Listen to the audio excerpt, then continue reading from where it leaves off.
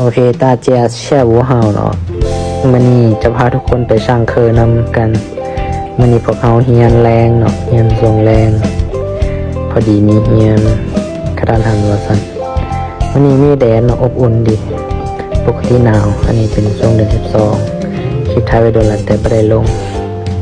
มันนี่ก็ปั้นรถทีไปเฮียนตามเคยเนาะประยักยางว่าสั้นก็ไม่ได้ไกลดอกแต่ยักขี่รถทีพัน แต่ก็มันนี่เรียนวิชาต้นทุนเนาะวิชาเสริงเปิด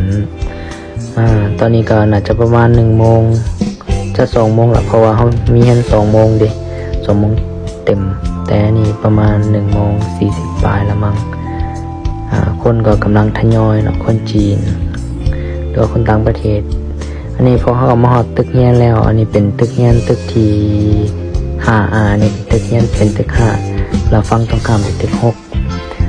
เฮาเฮียนอยู่ชั้น4เนาะต้องย่างคันไดเนาะบ่มีบันไดเลื่อนเนาะบ่งั้นบ่มีลิฟต์ต้องย่างนั่นนะอันนี้ก็เฮาก็มาฮอดห้องละแล้วก็ส่องไปโมงตอนนี้พอดี1 โมง 40ปลายนิดนึงคนก็กำลังทยอยมานี่ก็เป็นช่วงเวลาขึ้นห้องแล้วก็มีนักเรียนผู้ใดคนหนึ่งบ่รู้จักใครก็ไม่รู้